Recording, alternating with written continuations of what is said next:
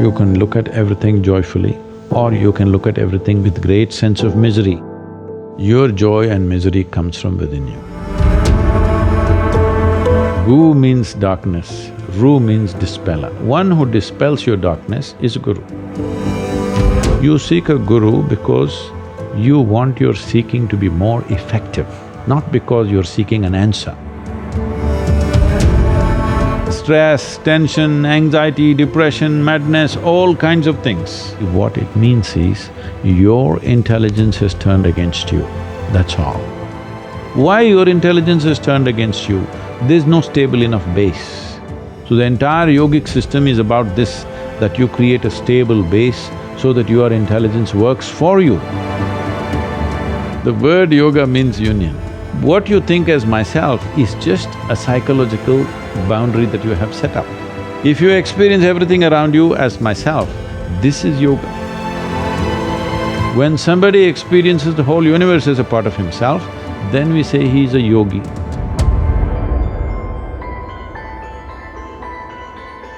The significance of being human is just this. For all other creatures, how they evolve is fixed by nature. Your evolution is in your hands. If you strive, you can evolve whichever way you want.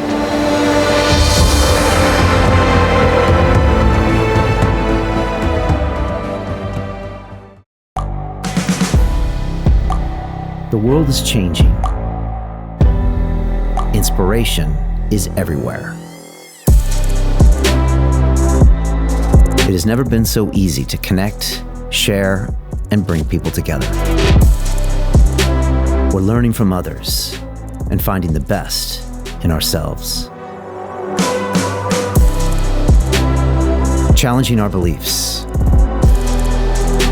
sharing our vulnerability, overcoming our fears,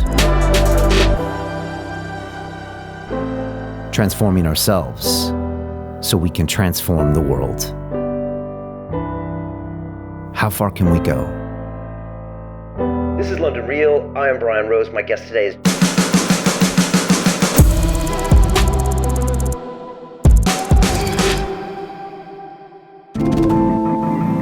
When I first heard the name Sadhguru, to be honest, I was a bit skeptical, because every week on the internet these days it seems that a new guru is popping up trying to tell me what to do with my life. But as Sadhguru told me later, guru is a four-letter word and not something that he really subscribes to.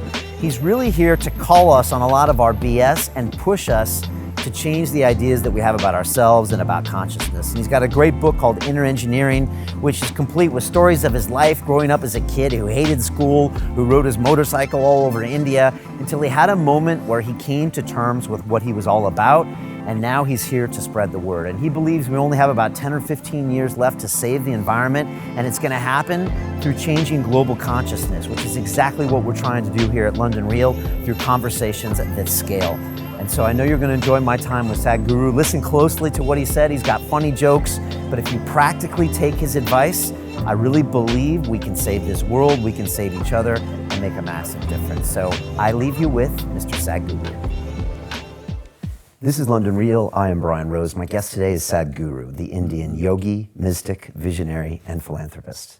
You've been a keynote speaker at the United Nations and the World Economic Forum, and have been named as one of India's 50 most influential people. Your book, Inner Engineering, a New York Times bestseller, details your transformational system for achieving inner fulfillment, and your Isha Foundation, with more than 9 million volunteers worldwide, is dedicated to addressing all aspects of human well-being. Sadhguru, welcome to London Real. Pleasure to have you here.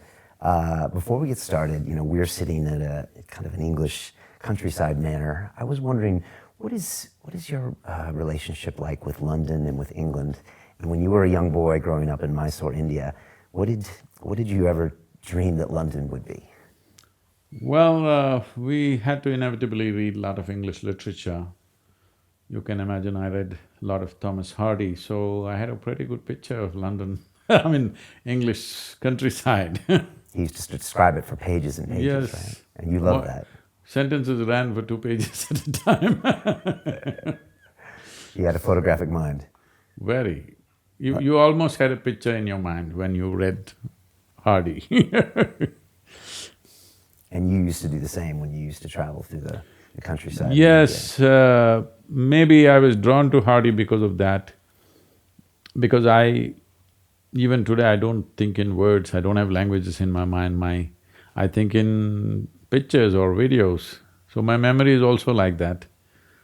I just crisscrossed India, not trying to go anywhere, simply recording the terrain of the land. I still remember every small outcrop, a rock, a twisted tree here and there. This is what lives in my mind. So, I found the terrain, the geometry of the terrain as the most engaging thing for me always. So in that sense, I think some of the English writers became attractive to me because in their minds it looked like they also saw it that way, but they were trying to paint a colorful picture maybe for the readers, but they had… Even in that reading, I only saw the geometry of the land. And when you finally did come to London, do you remember your first thoughts, what it was like? See, for me, one place is not so different from the other, except for the culture and the people and stuff like that. Wherever I am, I enjoy whatever kind of place it is, because see, people are thinking they can enjoy something. No, if you're joyful, everything is a pleasant experience. So is London for me. You've been a busy man the last few years. You've been traveling, speaking in front of universities, doing interviews, because I think you feel that we don't have that much time left, maybe 10, 15, 20 years. Can you talk about what you mean by that? See, as a generation of people, our survival is better organized than ever before. We have ability to communicate like never before. We have comforts and conveniences that nobody had ever imagined, this generation. But also certain things happening. One thing is, there are more people on the planet today thinking for themselves than ever before. Otherwise, a religious book was thinking for them, a priest or a pandit or a mullah was thinking for them, or there was one wise man who was thinking for them. Now, for the first time, a huge, massive number of people are thinking for themselves. Well, you can debate always whether they're thinking right or wrong, all that thing, but at least they're thinking. When I say thinking, what happens to thought process is, see, if two people get into an argument, both the people think the other person is illogical. That means in their mind, there is a certain logical pattern. However illogical somebody may seem to you, in his mind he has his own logical pattern. Once this pattern sets up that there needs to be some logic for you to come to a conclusion of about anything, then many fanciful things that you believe, like your journey to heaven and what is up there and all these things, they start collapsing. If you look at this generation, let's say 2 generations ago, how many people in UK thought they will go to heaven? And today, how many people think they are going to heaven and they're preparing for it? Has come down dramatically. 80% heavens have collapsed in people's minds. Still they don't dare to say that because there is still fear. But in their minds, the aspiration of going to heaven is largely collapsed. So when heavens collapse, what will human beings do? They will try to find it here, which is a very good thing. But if you don't show them any way to find a heaven within themselves, that is when at least 80 to 85% of the population today is on alcohol or some kind of drug happening simply because they are trying to build their own little heaven. Because the other heaven that was promised for a long time has collapsed in their minds. We have come to a place where to grow our food, we need chemicals. To be healthful, we need chemicals. Today, 70% of the population is on prescription medication of some sort. To be peaceful, we need chemicals. To be joyful, we need chemicals. To be ecstatic, of course, you have ecstasy. So we are going towards chemicals in a huge way. The water that you drink is full of chemicals, the air that you breathe is like that, and the food that you eat is like that. So if 90% of humanity goes into chemical consumption, consciously or unconsciously, if they consume a lot of it, the next generation that we produce will be of a lesser quality than who we are. That's a crime against humanity. Has that happened before in history? No, generally always the next generation is better than the previous generation. But today we are coming to a place where we could be producing a next generation which is less than us. Once that happens, we have done something very negative against the fundamental life process.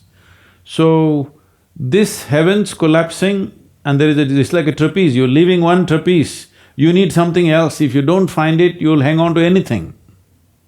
So right now, chemical is the net. It's not another trapeze, it's a net that you can fall into and people experience their own little heaven. Well, it ruins you in so many ways. See, anything… this is not a moral issue for me. What I'm saying is, the important thing about life, whether it's a grasshopper out there or you, both of us are striving to be the fullest possible life that we can be.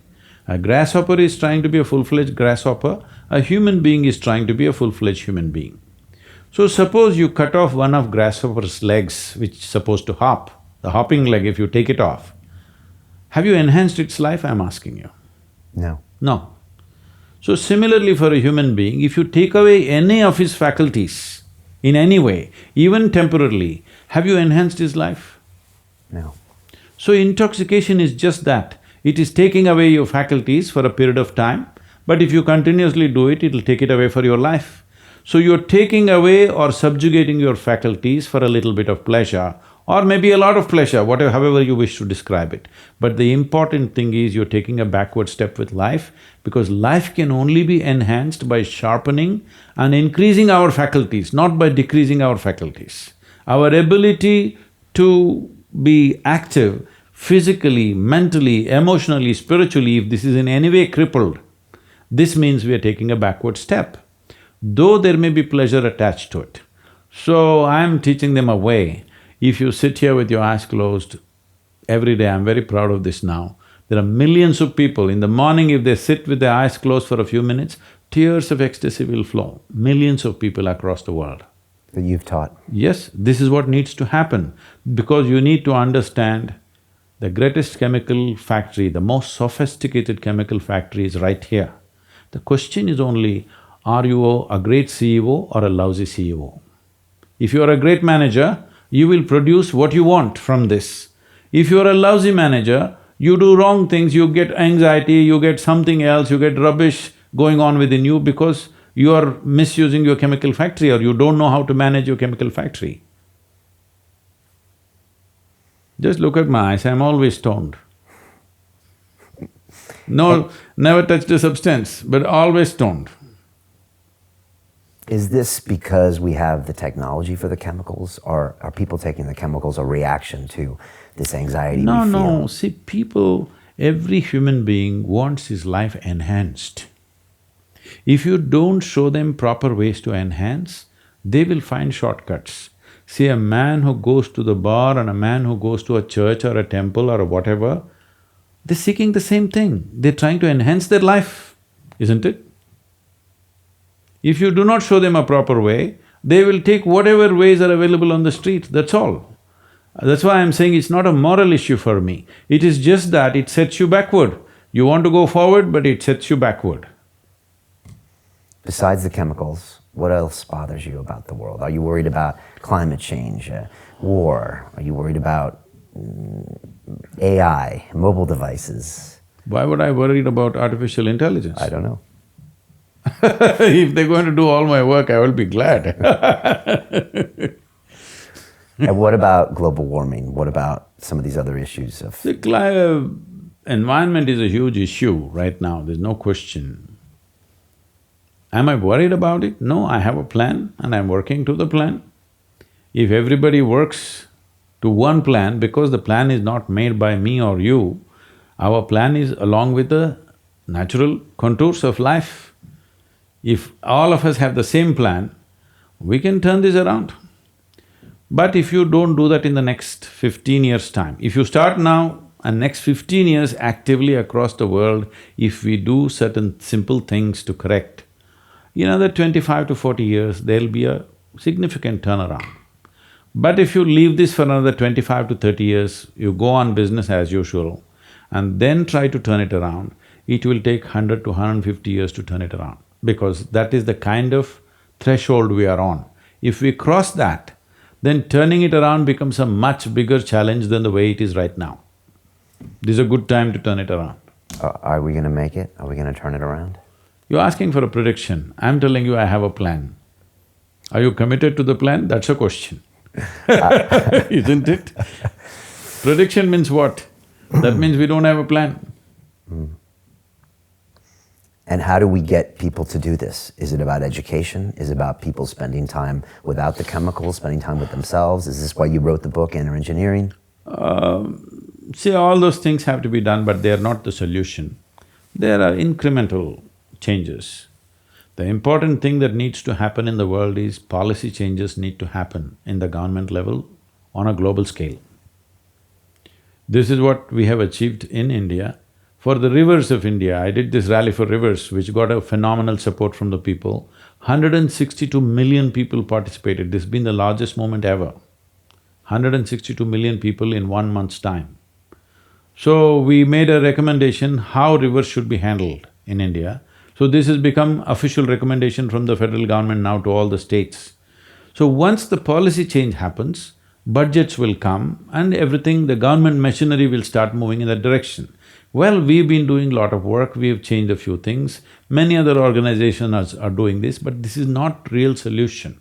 Solution will happen only when the fundamental policy in every nation changes towards a more eco-friendly way of doing things. One big mistake that's happened in the world is all these environmentalists are always fighting somebody. These fighting people, nobody wants to be a part of it because they are fighting against the economy. If ecology and economy fights, economy will win hands down. So one fundamental change that I brought about in Indian mindset is, I said I'm going to marry, I'm going to officiate the marriage of ecology and economy. If our economy is not conducted in an ecologically sensitive way, if you say ecology or economy, well, only economy will happen, ecology will go, totally get destroyed. We will only turn around when some great disaster happens to us. You don't have to wait till then. So it's important that I involved the corporate sector in India and made them understand we are not looking for how to destroy your industry. We are only giving you suggestions how to transform your industry so that you could be serving in a larger way than the way you're serving right now. So this is important. For this, policy change is needed, hand-holding is needed, and turning around is needed, rather than going against somebody. You used to be a businessman. Does that help you talk their language? That's a long time ago.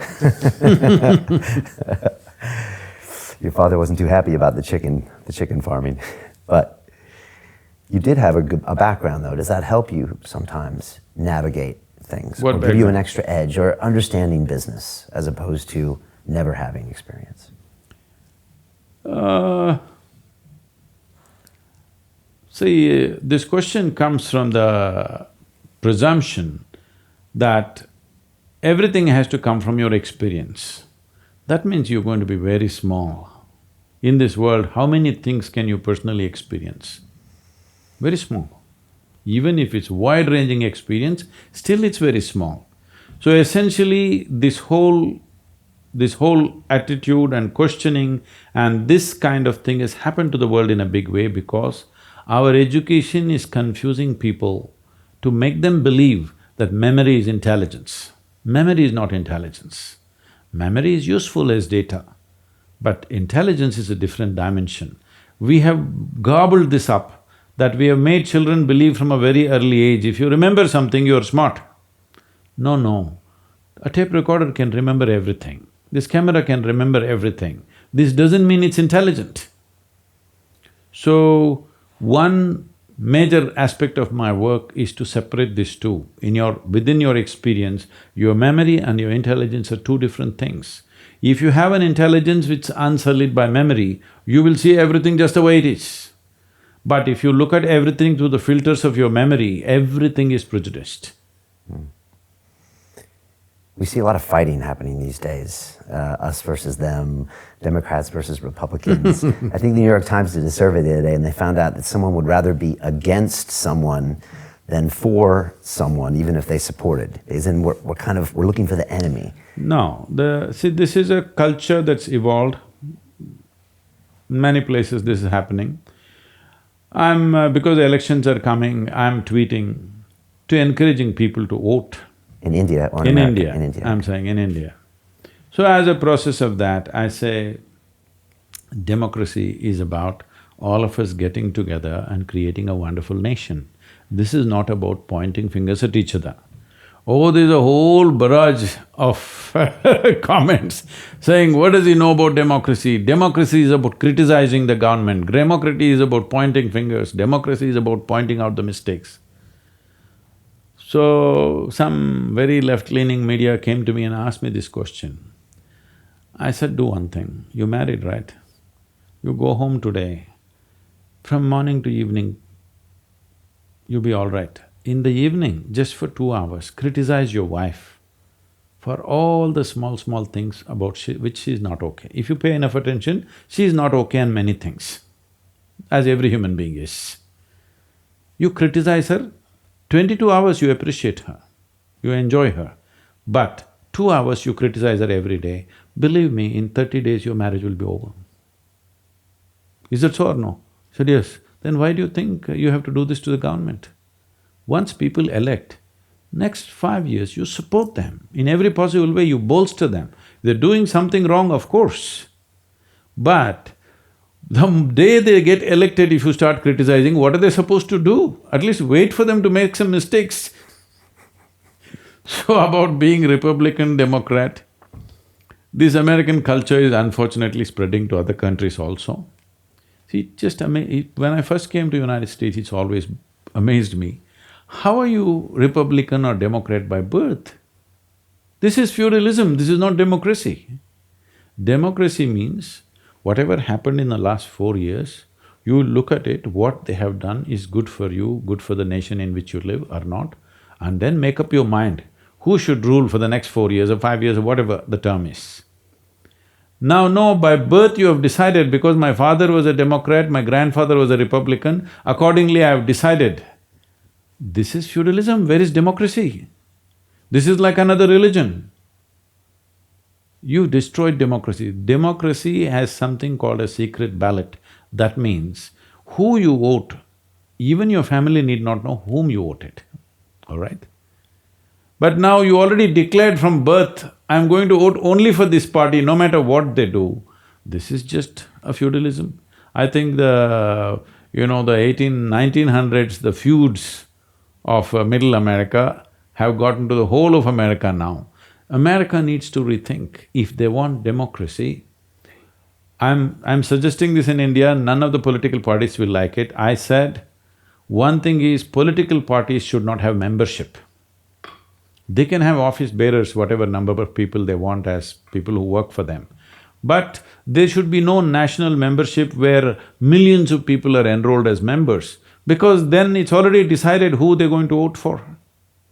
It's important at every election, every citizen thinks whether this is good for me and my nation or not.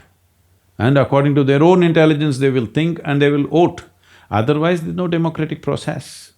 So I'm pitching for this, that political parties must surrender their this should go, that there should be no membership. Because you just formed a new religion. Why do you have so much pride and passion in India? I mean, you flew back for 1 day to vote.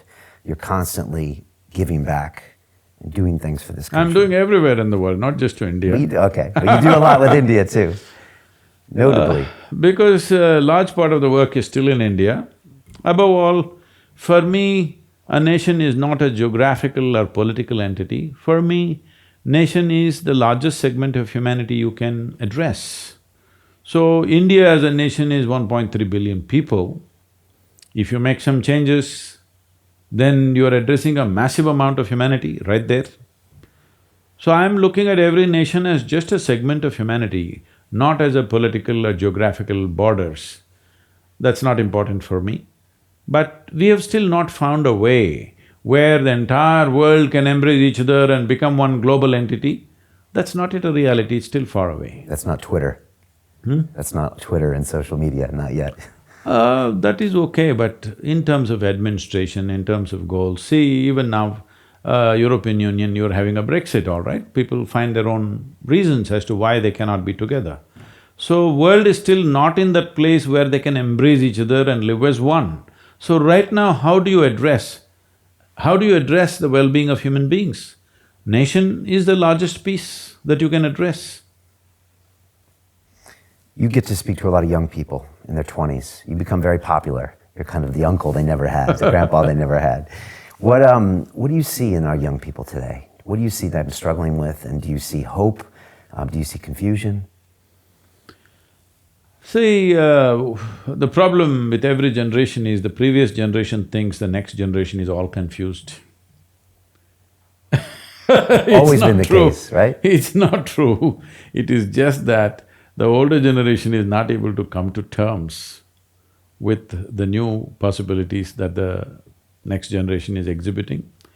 But one concern is physically, mentally, the next generation, the generation that's coming up now, seems to be much weaker than the previous generations, especially physical strength, I'm saying, because I'm not talking about you being a muscle man or something, but this is weakening of the species, which is dangerous over a period of time. Maybe after some time only 2 thumbs will be living because the only thing they do is text. They may be having big thumbs, but nothing else growing in them. So I feel the youth of today should get little more in terms of physical activity, little more into nature, maybe climb a mountain, maybe swim in the lake. Swimming, everything has become super safe, especially in United States. You can only swim in the pool. Nobody can jump into your pond and swim. You'll get arrested by the local cop. The sheriff will come and pick you up if you swim. When did this happen? How will a young person gain strength, courage, learn to handle many things if you don't do something little unpredictable? Everything is a set track. This is not good. I'll just tell you an example. This was when I came first to United States. We're doing program after program. I do one program, finish this, and overnight we drive, and next day morning I'm doing another program. So I'm driving across United States. So around 2 a.m., we are starved, we've not eaten anything, we've been driving. So no place, then I see one Burger King. Then we walk into this place and then we ask what they have. All their burgers have meat and whatever else. I said, no. Then I said, you do one thing, you just give me the buns. You keep the meat. He said, what am I supposed to do with that? I said, it doesn't matter, you can give it to somebody or you can eat it yourself. Because you anyway eat it, you eat it, I'm not going to eat it. So why should I take it and throw it? He was so confused, I couldn't believe this. He was so confused, he's refusing to give me the buns. I said, I'm going to pay for the whole thing. Whatever the burger cost, I'm paying for this, just give me the buns, you keep the meat. He was confused for a few minutes. What am I supposed to do with this piece of meat? I say, you eat it, give it to somebody will appreciate it if you put double meat and give it to them. I said, no, and he picked it up and threw it into the trash can and gave me 2 buns. It's so single-track mind. Why should you do that? In India means if I told somebody, I don't want what is in between, he would just take it and eat it and give me the buns. And do you think people these days are missing that relationship with their own body? I would say… Because that was a big part of your evolution, wasn't it? This whole thing about how our education systems are set are making it all logically correct, and in terms of life it's all wrong. The movement, the physical movement. No, the way you use your intelligence. Okay. Can you speak on the physical movement? Because when you were a young boy, you started a yoga practice. And I'd love for you to define what yoga is, because there's the Western version and maybe your version. Maybe we start there. What is yoga? Well, today, from where you come, yoga means you must look like a leftover noodle, twisted out. The word yoga means union. Union means whether you are aware of it or you're not aware of it, right now you're happening here as a part of everything else. What the trees exhale, you're inhaling, what you exhale, the trees are inhaling. Not just on the level of respiration, on all levels this is happening. If you live for 75 years, they're saying, you could be eating somewhere between 12 to 14 tons of food. That means right now you must be at least 600 to 700 tons of food, are you? Apparently. No, I'm saying, are you carrying that much? Not that much now. So this is because even what you call as your body is not the same body every day, it is changing. The very content is changing every day. So, what you think as myself is just a psychological boundary that you have set up. So yoga means consciously obliterating the boundaries of your individuality. So if you sit here, if you experience everything around you as myself, this is yoga. If you experience all this as myself, do you need morality? Be good to people, don't harm them, don't do this, don't do that, would it be necessary? No. Did anybody teach you out of these 5 fingers, this is a small finger, don't cut it off? Is there a morality needed like that? Anything that you feel is a part of yourself, with that you don't need any values, ethics, morals, nothing, because it's a part of you.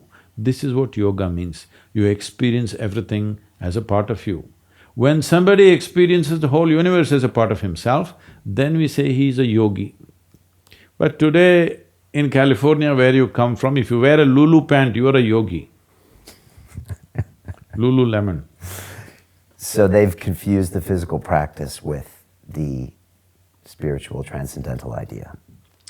See, the physical is important because after all you're cased in this physicality, you're not free from this. So one important aspect of why there is a physical dimension to yoga is, it is the science of aligning your geometry, your individual geometry with the cosmic geometry. When geometry is congruent with something larger, it becomes like that, it functions like that, it makes you experience yourself like that. So in that sense, you're trying to reorganize your geometry so that it's congruent to the larger or cosmic geometry. But just doing yoga as an exercise, you can better swim or play tennis or something, believe me. Because yoga is not an exercise like that, it's a very subtle practice. If you're doing it as an exercise, you may feel stretched and flexible, whatever, but that's not the purpose. The purpose is to realign your geometry. And when you were a young boy, you were jumping down a very deep well, and you saw an older man do the same thing. Only 70 feet. 70 feet, I'm still trying to imagine that, jumping to a dark hole, hoping there's water on the bottom. There is water, you can see it, not a hope. Okay. And then you have to climb back up. But you saw a 70-year-old man do it, and he ended up teaching you yoga. And by using that physical practice, you started to become aligned, and you didn't realize it was happening. Many things happened to me which, when I was… as a child, as a young boy, waking me up in the morning was a project.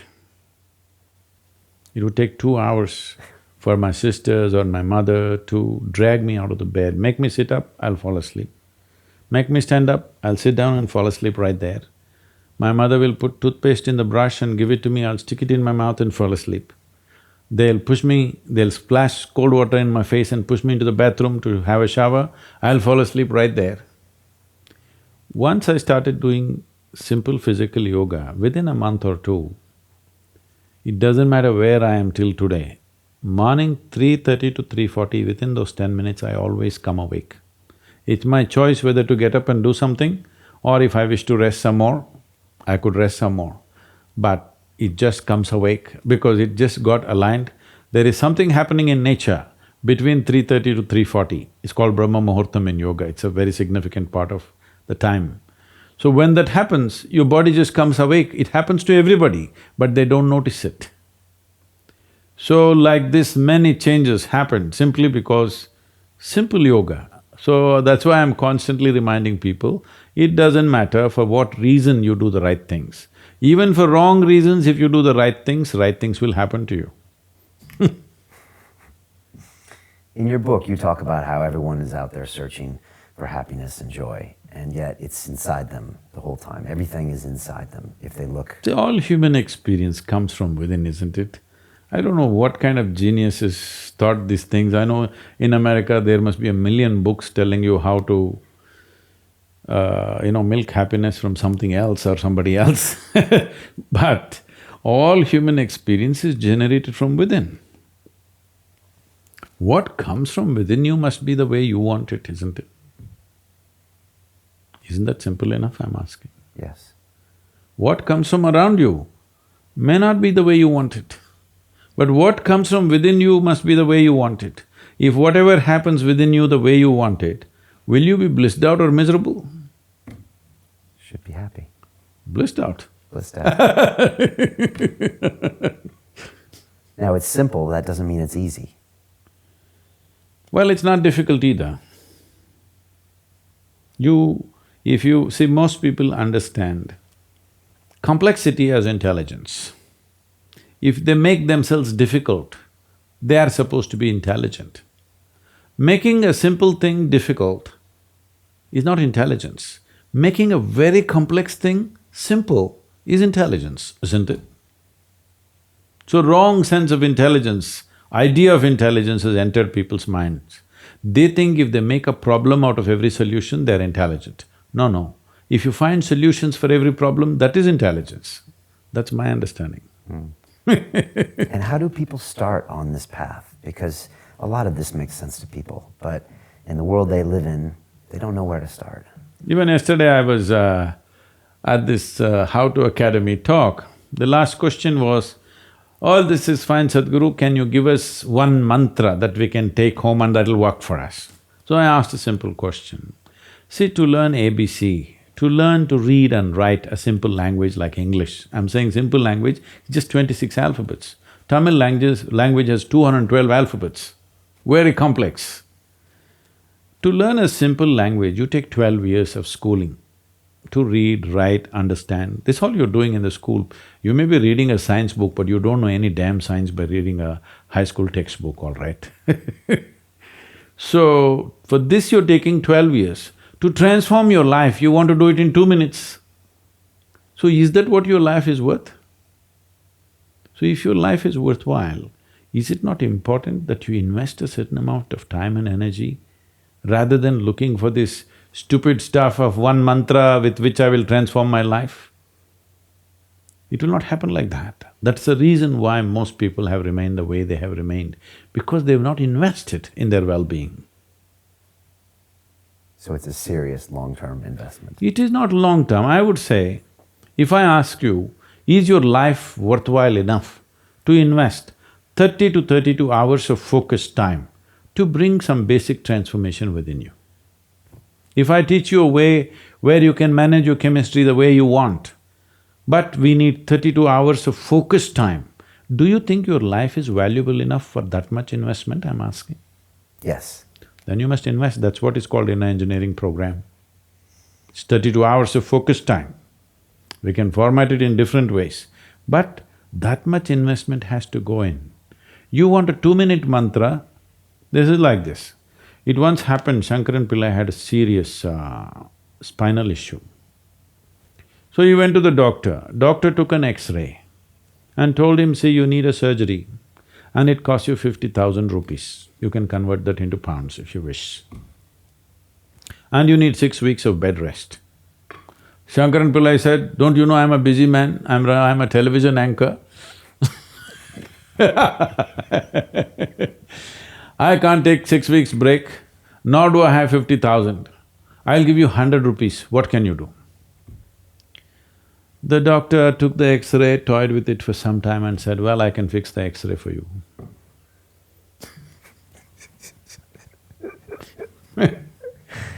Tell me about your jokes. You have a lot of good jokes, Sadhguru, and you have some bad jokes as well. Yeah. Because when they don't get a good joke, you have to tell a bad joke Sometimes you tell jokes like my grandpa would tell, or you just want to leave the room, they're so bad. But they always have a point. Have you always used humor? Because there's a lot of it in the book. Well, I don't know what's a bad joke. For me, it's not a joke, it's just another device to make them see something. Because most people cannot even laugh simply out of sheer joy, you have to tickle them. Even if you tickle them in that, they're judging what's a good joke and a bad joke and getting angry about some joke that they don't like because they think it was attacked, something that they believe in, that they're identified with. It is just a device. It's just a device to make a point. Because if the same thing is told to you in utmost seriousness, you will make a dogma out of it, which is very dangerous. The idea is, see, people are always looking, in the end, people who ask, all this is fine, but what's the takeaway? They want a commandment. We are talking about consciousness. Commandments won't fly. Commandments means you're trying to fix your life. Consciousness means you want to liberate your life. My intention is you must liberate your life. People come and say, Sadhguru, please teach us how to control my mind. Say, you want your mind controlled or liberated? Oh, yes, liberated, but how to control? Because they think that intelligence is a serious problem. And it's been in their lives. So what is the solution? If you remove a part of your brain, you will be fine. You're essentially complaining, I wish I had the brain of an earthworm, this human brain I am not able to handle. Yes, that is a fact. See, according to Charles Darwin, he's an Englishman, okay? It's not me. Charles Darwin said that you evolved out of a monkey. You were a monkey, then you became a man. Some of the neuroscientists today are studying, genetic scientists are saying this, that the difference, the DNA difference between a chimpanzee and you is only 1.23%. So in that sense, physiologically you're only 1.23% away from a chimpanzee. Not a big difference, isn't it? A shade. It's just a shade of difference. But in terms of intelligence and awareness, you are worlds apart from a chimpanzee. So your problem is just this, you have an intelligence for which you don't have a stable enough platform, and that's why yoga. To create a stable platform so that your intelligence works for you. Right now, you may call it so many things, so many exotic names have come up, stress, tension, anxiety, depression, madness, all kinds of things. All this essentially what it means is, your intelligence has turned against you, that's all. You can give any number of reasons, but essentially, your intelligence has turned against you. If your intelligence was working for you, would you create blissfulness or misery? Bliss. This is all. Why your intelligence has turned against you? There's no stable enough base. So the entire yogic system is about this, that you create a stable base so that your intelligence works for you.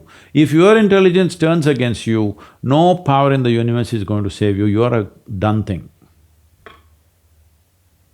You talk in the book about thoughts, we're obsessed with thoughts in this world, and I'm thinking this and I'm thinking that. In the book you talk about… You must understand, when I say I'm thinking this, another word, another way of saying it is, I'm making up this, I'm making up that. You can make up whatever you want, as long as you enjoy it. But that can be dangerous, always trying to think of the solution, always trying to be your thoughts. See, if you become what you make up, unfortunate, isn't it? Yeah. Your thoughts belong to you or you belong to the thoughts, you must make up your mind. They can be dangerous, those thoughts.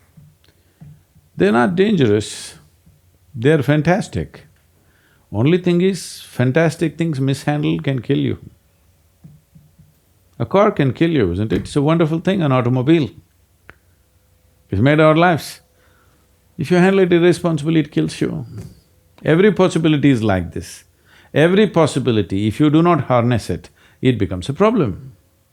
So the same goes for your cerebral capability. If you do not harness it, it's a serious problem. It's taking away 80% of the human beings are simply suffering. They don't need any outside help. They're on self-help. You mentioned the word responsible there. You mentioned it in the book. What does that mean, that word, responsible? See, suppose somebody is here, lying down. If I call him, he doesn't respond. If I shake him, he doesn't respond. If I poke him, he doesn't respond. What do you think of him? He's dead. He's dead. So death means you have lost all ability to respond. So what does life mean to you? Your ability to respond. So now you make up your mind, how alive you want to be. 50% will do? Huh? If you're 100% alive, it's fantastic to be alive. If you're dead, it's good, at least for others I'm saying. But if you're half alive, it's torture, isn't it? So whether I keep you half alive or you keep yourself half alive, whichever way it's torture, isn't it? If I do it, I'm inflicting the torture on you. If you do it to yourself, it's self-torture. But whether I do it or you do it, it still is torture, it's suffering. So tell me, for most of the people, how many people in this world are being tortured by somebody else? Most. Really? In their minds. No, they're being tortured by themselves. Right. How many are actually physically being tortured by somebody else? Unfortunately, it happens to a few people, all right? It may be a certain number of people, but definitely not 80% of the population. 80% of the population are experts in self-torture.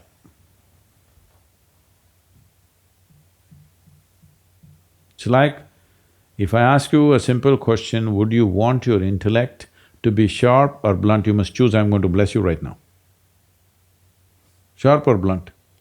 For me? Yeah. I'll take sharp, thank you. Sharp. So if I give you a sharp knife, if you hold it on the wrong side, wrong end of the knife, if you hold it, the harder you hold it, the more it hurts, isn't it? That's all. You're suffering your own intelligence, you're suffering your own possibilities. So what is the solution? Soak your brain in alcohol every day in the evening. It looks like it's a solution for the evening. Tomorrow morning, of course, it's a bit soaked and swollen and it hurts. And this is going to get worse, this problem. You said in India drinking has gone up Oh, thousands of percent. tremendously. Because it's available now, economic means, No, it's normal. not only that, culturally, everybody is trying to be Western. They're all trying to be Englishmen.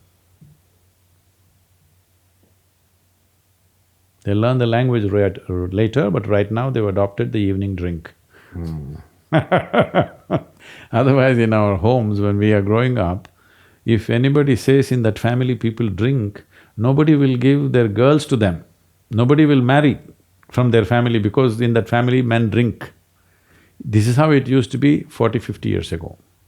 Today, if you don't serve a drink, nobody will come to your wedding. That's the change that's happened. How do you fight against that? Huh? You can't fight it. That's why I'm giving them something which is much more than any drink or drug. You close your eyes, you're blissed out. Why would you go for a lower drug? I've had experiences where I No, felt… no, don't tell me what all you had Oh. in California. Oh no, not California. I know that you don't think alcohol is good and cannabis is good and some of these drugs are not good for your system, right? Even though there's receptors, they were meant for your own generation inside your body. Is that right? But I have had moments when I have transcended my body and done many things you talk about in your books, where I do feel connected to the universe and I feel like I do see what everything is all about and everything you say makes sense. but they usually happen when I'm having a psychedelic experience. But it definitely happens. And without that, I probably would not understand what you're talking about, Sadhguru. But because of that, I actually can see that you are speaking the truth. No, without that, you would have understood that you don't understand what I'm talking. With that, now you think you understand. No. Recently when I was in the universities in India, so there also there's a bunch of students, young people saying, let's make marijuana legal. I said, no problem, let's do it. But let me ask you a simple question. Suppose you want to fly and the pilot is smoked up. It's called smoking up. Just smoking is tobacco, smoking up is spiced. So your pilot is smoked up. Would you like to fly with him? No. You want to go through a surgery. Your surgeon is smoked up. Would you like the surgery? No, 100%. Then how come you think you can be a good student in the college smoked up? How come? You clearly understand your faculties are lowered, right? Yes or no? Yes. So lowering human faculties, if you think it's a virtue, please go ahead. But sometimes it gives me a glimpse, Sadhguru, into something I'm Yes, missing. it does, I will tell you. You're just walking on the street, suppose we kind of club you on the head, it'll just give you… it'll make you see stars, you know. Okay. You saw the stars. But is that the way? So I should do the work and find the way Yes. within myself. You and must not take use charge of this chemical factory, which is the finest chemical factory on the planet. Believe me, it is. that. And you can access all of those chemicals yourself Oh yes, and put them in the receptors they were meant to go to. you don't have to do that, the mechanism will take care of that. You start off the book with a four-letter word. Can you talk about that four-letter word and what it means to people? Well, the word guru means… gu means darkness, ru means dispeller. One who dispels your darkness is a guru. That means you walked in, this light, this LED light is your guru because it dispelled your darkness. Physically, right now you can see things the way they are because there is light. So, other dimensions of life for which you can't turn on a torchlight or a tube light or a LED light, there you need different kind of light. For subjective dimensions of your life, where you can't put on an outside light, you need some kind of light. So whatever opens up that dimension for you, that's your guru. Why is that a four-letter word? Because it's four letters. You know, lately on the internet, I seem to see a lot of gurus popping up from different places. And sometimes I don't know if they're gonna dispel me from the darkness. Is this a phenomenon of social media where these… I call it a four-letter word because of the many ugly ways in which it is being used today. Okay. Incorrectly. So, I wouldn't say incorrect, I would say ugly. Okay. See, you don't… Now the question that you're asking is, how do I know somebody is really a guru or somebody is just going to take me into more darkness? The simple thing is this, you never believe what people say. Just look at them, how they are. Has it worked for the guy who's talking about it? If you think it's worked for him, please listen to him. If you think it's not worked for him, don't worry, even if he's talking about the biggest things, there's no point because it's not worked for that guy. What's the point? That's simple. It is. In India, there's a long history and tradition of gurus. Yes, we have seen some absolutely fantastic gurus out there in the tradition, not one or two, many, thousands. But because we have been under serious invasions for over 1,000 years, we've been an occupied nation for 1,000 years, where systematically people try to destroy the spiritual culture and ethos of that nation. Because India as a nation, if you look at it culturally, see, the mechanics of any making of a nation is the sameness. sameness of language, sameness of religion, sameness of race, sameness of ethnicity, something like this, some sameness. See, right now, why you want Brexit? Because they're all speaking different language, they're different culture, different everything. We are English. It's a sameness, always. But India as a nation is a nation which has completely defied the definition. We have 1,300 languages and dialects in the country. Every 50 kilometers or 100 kilometers if you drive, people look different, dress different, eat different, everything different. If you walk into any home, there are five people were worshipping 5 different gods and goddesses of their own. But still there is no issue, because this was a land of seeking. Seeking was the connecting thread for us, that everybody is a seeker, not a believer. This is the fundamental nature of that culture, that you are supposed to seek. You don't believe what is written somewhere, you don't believe what some guru said, what some great… somebody who claimed to be a god said or a messenger said. You always seek. You use all of them as help to seek more profoundly. So guru was there not to give you a commandment, but only to assist you to seek. You are seeking, but maybe your seeking is not incisive enough. So a guru gives you claws to seek little more effectively, but he never gave you a commandment. So there is really no danger from him, because he is not giving you commandments. The moment he gives you commandments, he is claiming to be God. So if you're eager to go to heaven right away, first thing is you must die, all right? You seek a guru because you want your seeking to be more effective, not because you're seeking an answer. And these old places of worship, you used to go and not be told anything. They were just spaces. Yes. Where you could… Even now it's like that. Most of the places in India, only now in competition with somebody, they're trying to turn them into places of worship. Otherwise, the basic rule is if you go to your temple, you're just supposed to sit there. Just sit there, that's all. Quietly sit there, imbibe the energy and go out. That's what consecrated places mean. Consecrated places means very concentrated life energy. See, essentially life and death means like this in yoga. This same energy, if it is very dynamic, we call this life. If it attains a certain level of inertia, then we say it's death. It's the same stuff. Life and death is the same stuff. In a dynamic state, we call it life. In a state of inertia, we call it death. So the whole purpose of various practices that you do is, how dynamic can you get it so that your seeking becomes effective? If it's not dynamic, your seeking will not be effective. Every time you make a conclusion, every time you believe something, in some way you bring inertia into your life and to your intelligence. So, a guru is not there to give you commandments. A guru is there to constantly crank you up and crank you up and crank you up so that you are dynamic in every aspect of your life. Without dynamism, you will not taste life.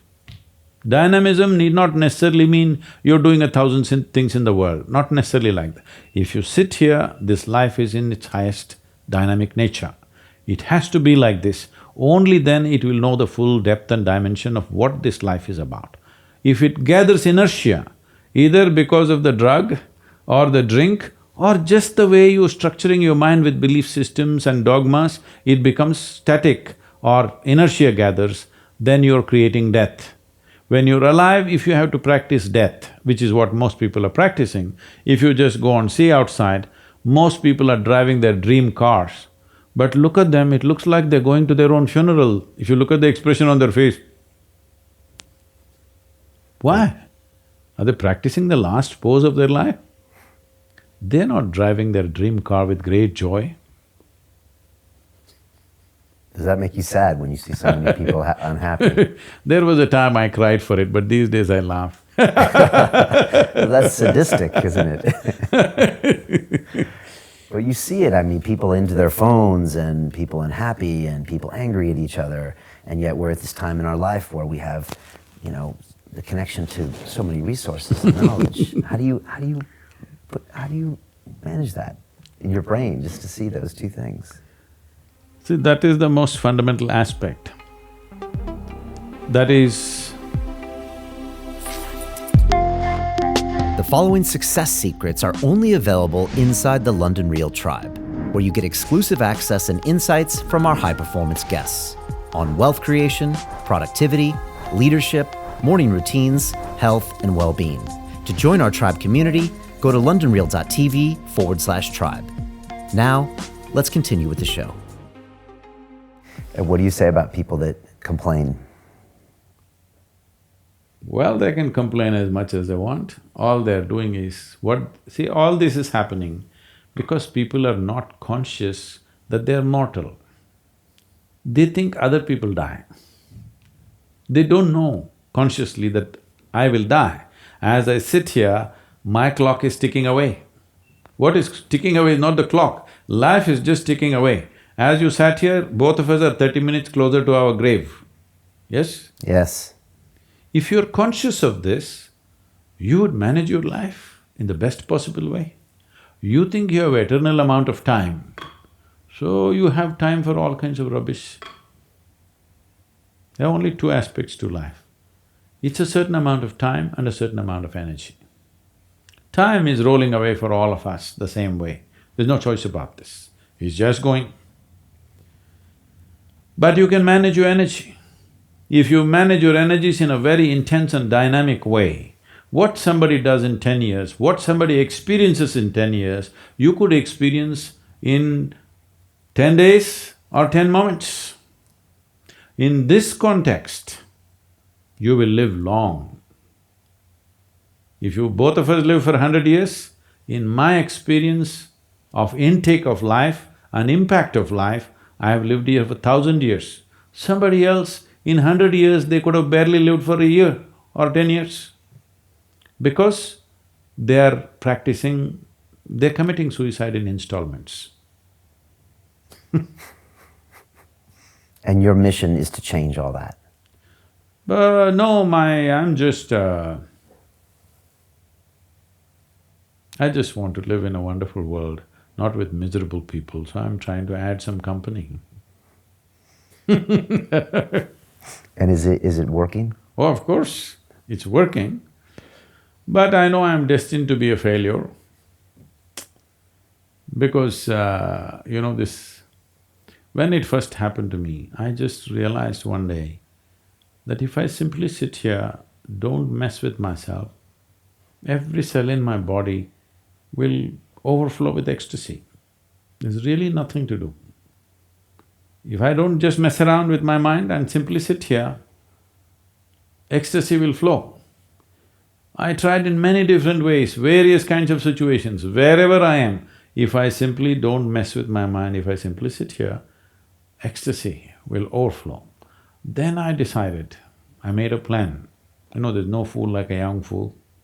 Because you're younger than me, I'm saying that. A little bit. So I was just 25 and I decided in next 2.5 years, I actually made a plan. 2.5 years' time, I will make the whole world ecstatic. And that day the population was 5.6 billion people. I said I could easily do this because after all there's nothing to do. If I just teach them simply to sit here, it'll happen. Well, 37 years, look at me Well, people say we have touched some 500 to 600 million people today, but that's not my idea of the world, 7.6 billion people. So I'm destined to die as a big failure. I'm trying to increase my percentages, improve my percentages, but I know I will die a failure, but a blissful failure because whether I succeed or I fail, whether it works, it doesn't work, does not decide the quality of my life. But you do feel that now is the time to really go harder. Now is the best time ever. Why is that? Because we are here. And also, just imagine, there is a statue of Buddha sitting here, Gautama the Buddha. When he came 2,500 years ago, if he spoke, a gentle being that he is, hardly 10 people heard. people behind will ask, what did he say, what did he say?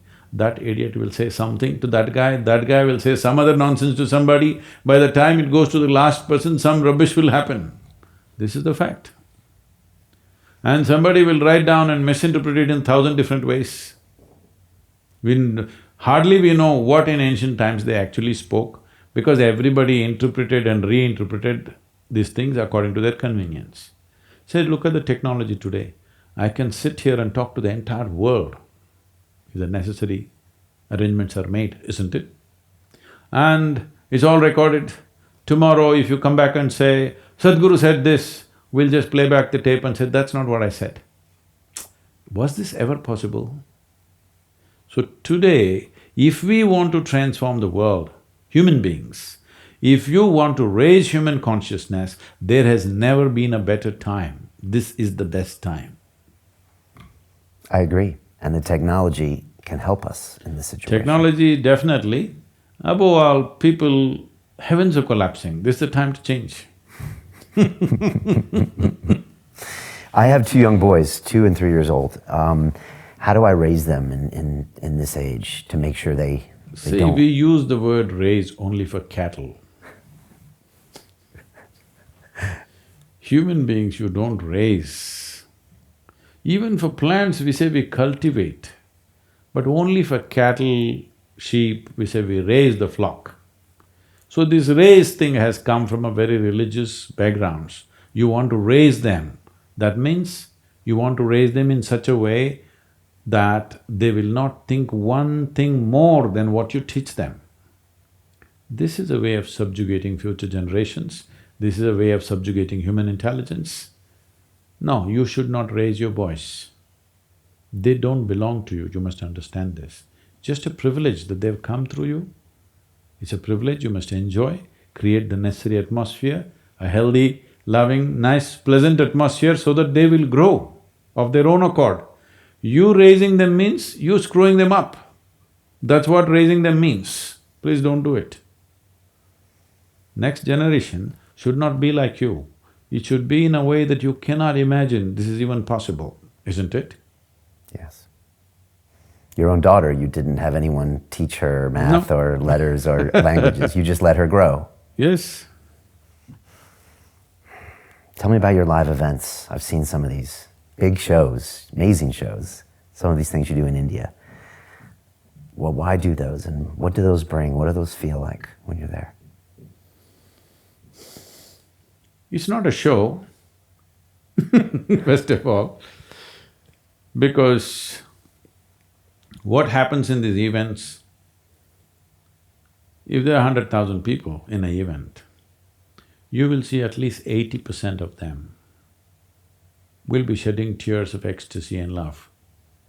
So it's not really a show. There is no promise of heaven, all right? There is no miracle. There is no enemy.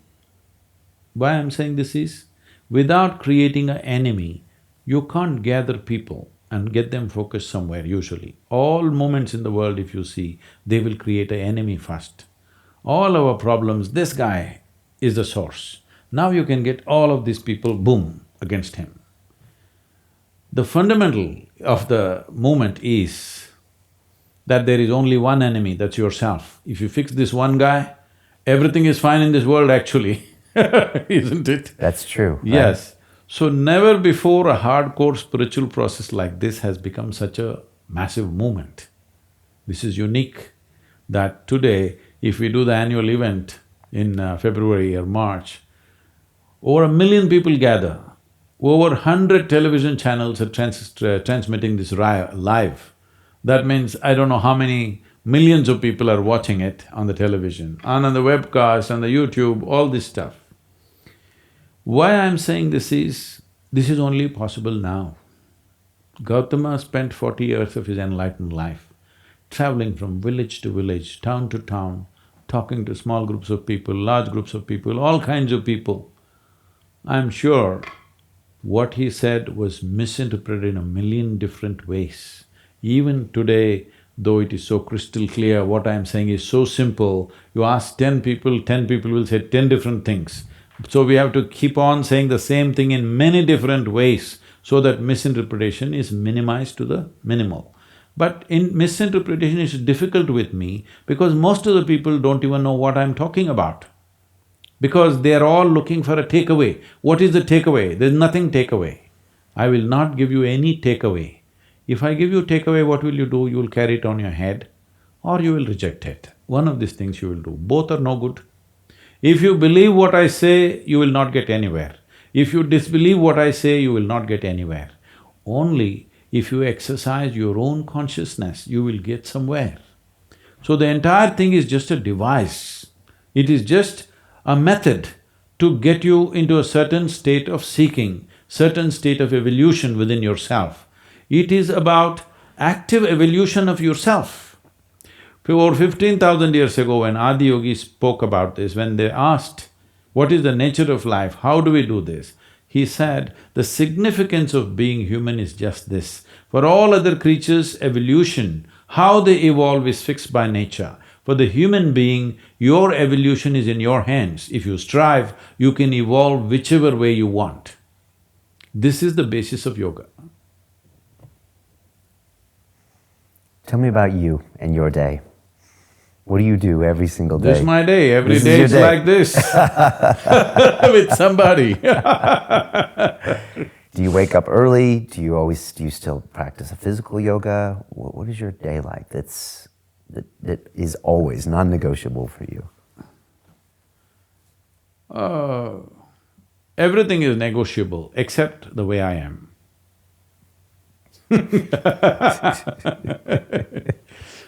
Because if I sleep on the same pillow for 2 nights, it's a luxury. In entire 2018, I slept at home for 32 days. So, what is the routine? People are always asking. First thing is when I wake up, where am I today? That's the thing. So, there is no routine for me. I just take 20 seconds to organize my energies that it's ready for the day. 20 seconds. And is that the plan for the rest of your life? What do you mean? Are you going to keep doing this, traveling, speaking, working? No, at different stages of my life I've done different things. Right now, we're in this mode. This will change after some time. This kind of traveling will not be necessary after a few years, maybe in a couple of years probably. Technology is there, real TV is there. So you guys will deliver, I don't have to travel. When will you know that your work is making a difference? How can you tell?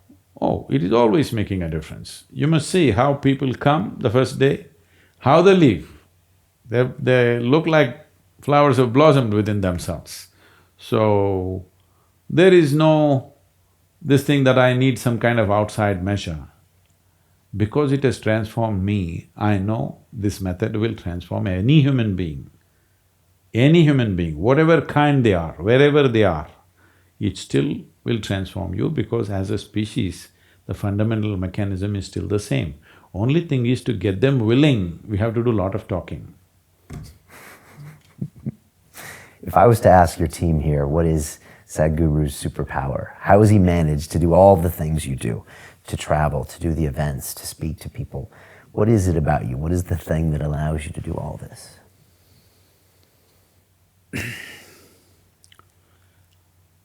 Because I'm not a product of my memory. I have a huge memory of lifetimes, but I'm not a product of that. That's the important thing. Most people have misunderstood their memory as intelligence. Today we are moving into an era where artificial intelligence is coming. I'm being it's ridiculous thing is, I'm being invited to speak in these conferences where there's debate about artificial intelligence. So I asked them, why are you asking me to come? I'm a natural intelligence, why are you asking me to speak in artificial intelligence? They said, no, the problem is, what will we do? We will lose our jobs. I said, I'm glad you guys will lose your jobs. Because the only stupid thing you have done is you read a book 5 years ahead of me and you think you're a superhuman? And you're acting funny in front of children that you know better than them? Just because you read a stupid book ahead of them, right? This will mean nothing in the next 5–10 years. Your scholarship, your PhD will mean nothing. My phone can do 10 PhDs in a day. It has that much information. So, you acting up, holding a certain bank of memory and acting up like you're super smart, these days are over. There was a time, if you had big muscle, you really acted like a big man. Today, if you have big muscle, maybe we'll keep you outside at the gate as a security man. You're not the boss here because of your muscles, isn't it? The same thing will happen to your intellect. Simply because you have big memory, you are not going to be of any great significance because the machines will do better than you. This happened to all the muscle men about 50–100 years ago. Yes, the machines came and took away the power of your muscle. Now machines are coming which will take away the power of your memory. This is fantastic time. Now in future, the only thing that matters is, what kind of a human being are you? I want you to emphasize the being, because you're the only one who has the privilege of being called a being. We don't call a tiger being, a lion being, an elephant being, or a grasshopper being, only you. We refer to you as a human being because you're supposed to know how to be. How far away from truth is that? So once artificial intelligence comes and it takes over all the power of holding memory and thinking you're great, your scholarship, your PhD, your priesthood, everything will go away. You read a handful of books and thought you're a great scholar. Somebody read just one book and they thought they're representatives of God. All this will go. It's good times coming. Part of your plan, AI. Yes, it's a wonderful plan. Sadhguru, what scares you? Huh? What scares you? Nothing has till now. Anything in life? My father always, was very worried. He would always say, there is no fear in this boy's heart. What will happen to him? I heard this many times through my childhood. One day when I was around 11 years of age, I caught a big cobra and came home. And he said, this boy has no fear in his heart, what will happen to him? I asked him, when did fear become a virtue? He said, see, I told you he has no fear in his heart. Why is fear a virtue? Religions of the world have put fear into you about everything, about life and death, isn't it? And they've also told you if you die, you will go to God. So then why fear? But you're also God-fearing. Fear is the basis. You must be God-fearing, life-fearing, death-fearing, everything-fearing. If you fear the God, of course you must fear the devil also, right? So fear is the key till now. This is important to understand. What is happening is just this. People are suffering. What are they suffering? They think they're suffering their life. No. People are suffering something that happened 10 years ago, something that happened 10 days ago, something that happened day before yesterday, they're still suffering. Or they're able to suffer what may happen day after tomorrow already. They're not suffering life, they're just suffering their memory and their imagination.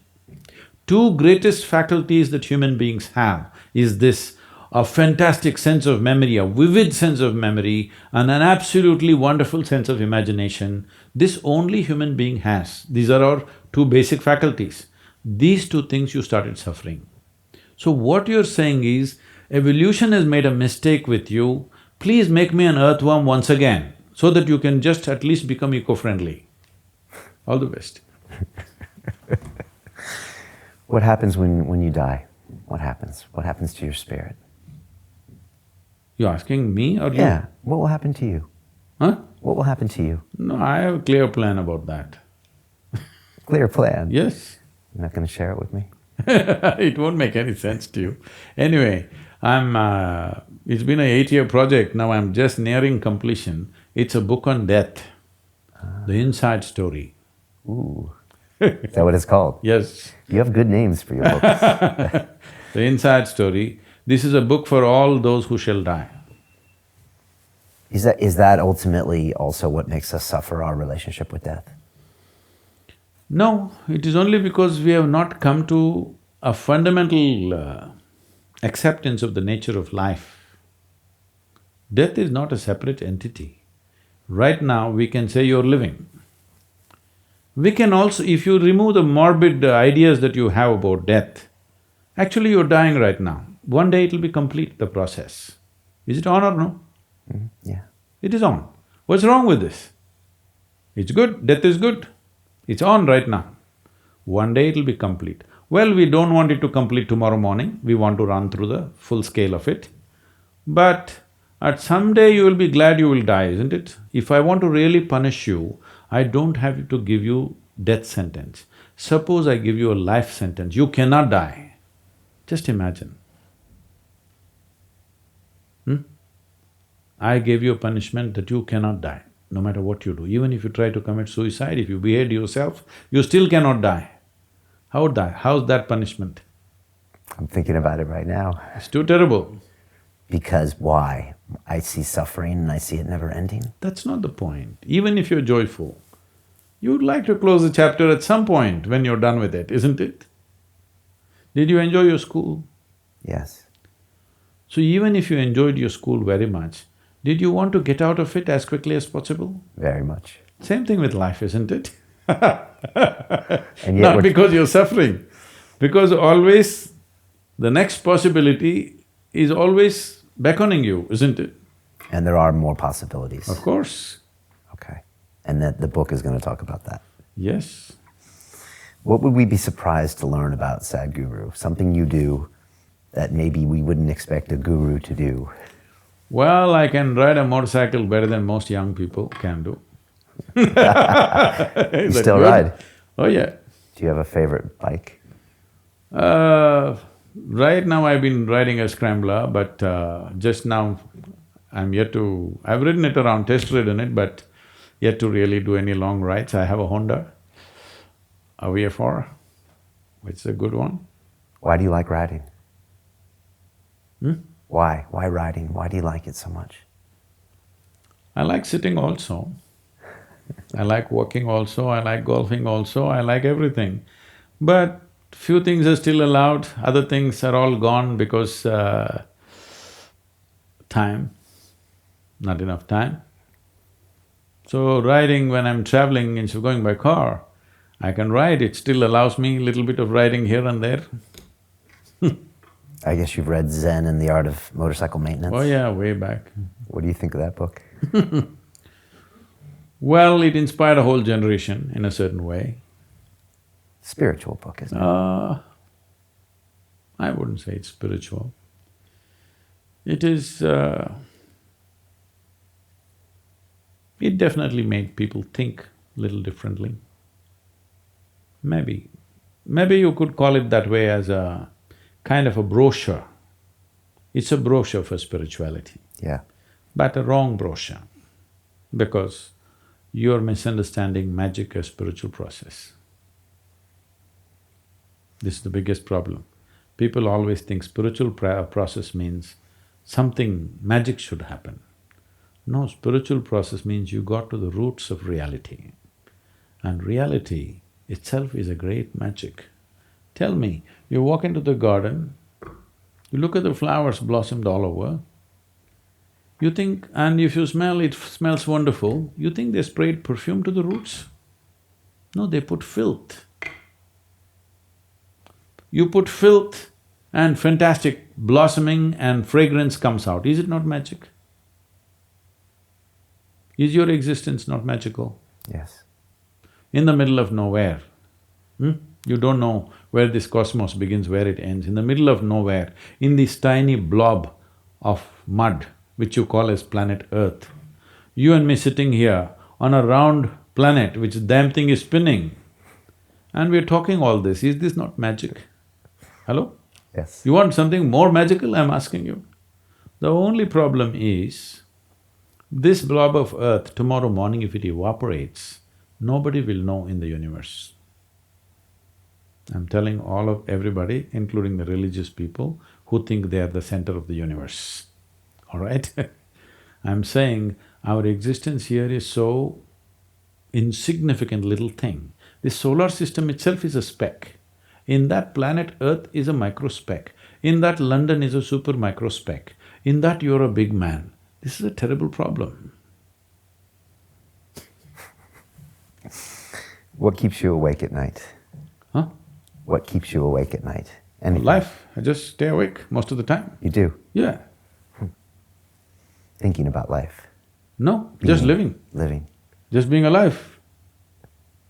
This is the most fantastic thing, that you're alive right now, isn't it? Hello? Yes. Not thinking. Thinking is a very minor thing. Unfortunately, in this part of the world, people have made human thought bigger than the cosmos.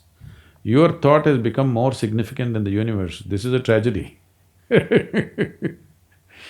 Your thought is just a recycling of the data that you already have.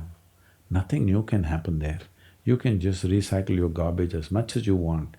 Same things in different forms of permutations and combinations will come.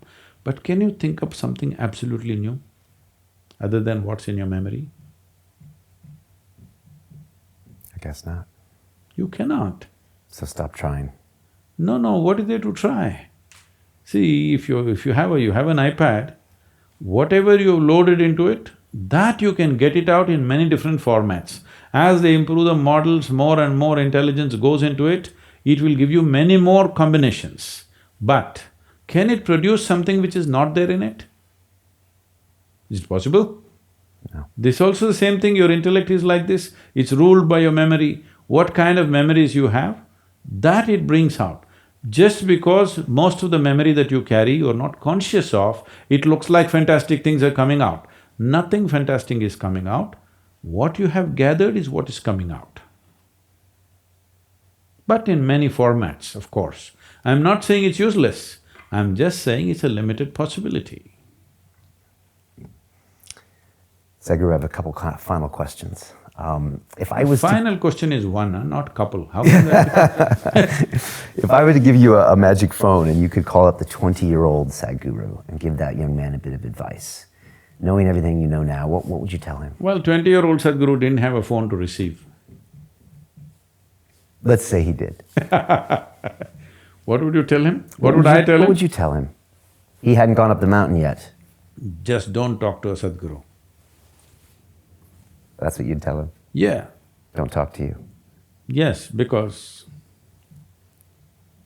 I am who I am because I never identified myself with anything. Whether family, society, religion, politics, whatever was happening around me, I was involved with everything, but never really identified with anything. There were many things happening around me. I was participating in everything, but never identified with it. So if a Sadhguru came too early, I would have kept him away too. So 20 years when I am 20, Sadhguru was too early for me. Today I am seeing 12, 15-year-old boys are coming to me with great involvement, they are fortunate people. But I was not like that. At 20, if Sadhguru came, I would have ignored him. So I'm glad he didn't come at 20. Okay. On that same note, best advice you've ever received? Huh? What was the best advice you've ever received in your Best? life? Advice. Me? Yeah. Or did you listen to any advice? I never received any advice, nor have ever given advice to anybody. Okay. This is a rule. Okay. No advice taken, no advice given. You could suggest and explore things here and there, that's it. This may sound arrogant, but this is not coming from arrogance. This is coming from a very early childhood, I have a billion questions floating around my head, like a huge cloud, always, day in and day out. Questions and questions and questions. Not the way people suffer questions here in this part of the world, they suffer these questions. For me, questions were invigorating process. Every new question that I could create was always made me more alive and crazy, more confused but more alive, because I did not draw conclusions. So advice was not even something I was looking for. I was looking for answers, for solutions, which never came from anybody. Everybody had something to say that they have read somewhere, they heard somewhere. Nobody ever told me something that's absolutely fantastic and real within themselves. They're all talking something they picked up from somewhere. This whole world, unfortunately, these influences come, everybody is talking about their role model. People ask me, Sadhguru, who was your role model? I tell them, no, I never rolled with the models. Because this is a unique life. This… all you have to do is create an ambience where this life will flourish. This need not listen to anybody. Nobody needs to listen to me either, as an advice. But as a device they must, because they don't have… they have not generated their own devices to grow. If you had limitless amount of time, even devices you need not take from me, because slowly your intelligence would evolve that by yourself. But you don't have limitless time, you have limited amount of time. Because of that, you must borrow my devices. You should not take advice from me. Anyway, I will not give you any to disappoint you. But they can borrow your devices. Of course they should, because time is limited. And so finally, to that 20-year-old that is watching us, that's listening to us out there, we're not going to give them a mantra, and you're not going to give them a next action step. No. What can they do? They can do one thing. If you're a 20-year-old, just here, I'm just thinking this up right here. If you're a 20-year-old and if you tell me that you're really committed, I will offer the program free for you. What normally costs $150 or whatever, £150 or whatever. If you're 20 or below and you really committed that you will go through it in a interested way, in a focused and involved way, I will offer the free program free for you. Absolutely free. Why do that? Why? Because you're 20. Because you're the future of this world, that's why. Okay. Sadhguru, I very much appreciate the time today.